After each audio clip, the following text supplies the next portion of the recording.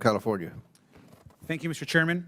And I wanted to start by thanking our witnesses for being here. Thank you for hosting this hearing as well. And I wanted to start by just starting with Dr. Resch. It's a very simple question. You can see here an article from the Washington Post. Can you just quickly, so we can take one step back, just mention how much did Elon Musk donate to Republicans in the 2024 election? To Republicans in the last election. To Republicans overall, I do not know. Well over $250 million to the Trump campaign. Right, almost $300 million. And in fact, Mr. Musk was his single largest donor in the last cycle. I'm not sure if you knew that or not in this last election. And here's actually the article in the headline from the Washington Post. Elon Musk puts $277 million into the election. He's $200 billion richer this year. $200 billion richer this year. Now, we also know that just in the month after the election, Elon Musk's wealth increased by $170 billion. It should also not be a surprise to anyone that Elon Musk himself holds $20 billion in contracts with the federal government. Now, the truth is that DOGE isn't really about efficiency or reform.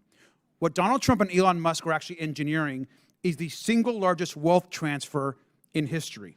And to pay for the enormous tax cut that's about to come to this Congress in the months ahead, they need to slash spending by trillions of dollars. In fact, Elon Musk himself has said that he wants to slash $2 trillion, $1 trillion from the actual budget. Now, in Trump's first term, we know that he already had a huge tax cut for the richest Americans and corporations. Now he wants to slash it by 1/3 more. But here's the truth.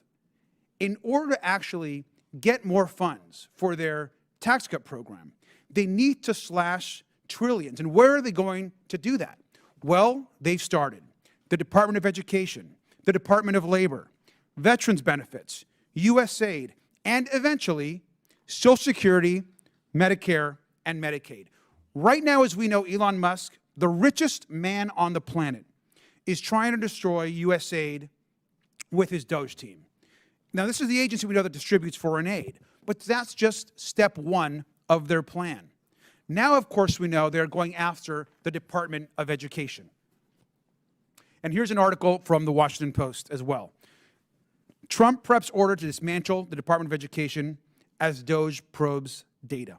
Now, let me just begin by saying that their mission is to destroy federal agencies like the Department of Ed, to then save money and then transfer that wealth to Elon Musk, his companies, and their billionaire friends through a massive tax cut. Eliminating the Department of Ed would be catastrophic for children all over this country. I'm a longtime educator. I spent 10 years in the classroom teaching and as an administrator. The funding provided by the Department of Ed is critical to children with disabilities, student loans for colleges, and ensuring that students are protected across this country.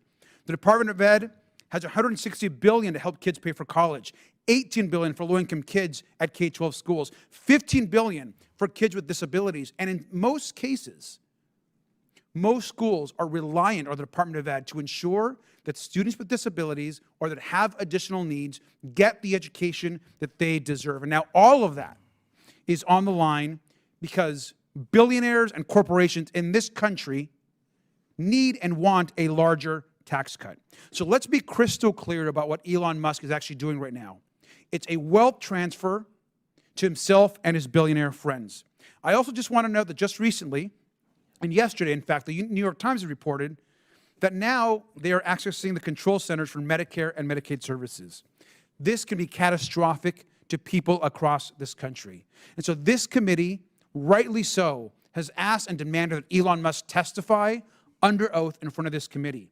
We know that the law is on the side. We know that what he's doing is unconstitutional. And we demand that he come here and provide answers not just to us, but to the American public. And with that, I yield back. Thank you. Gentleman yields back.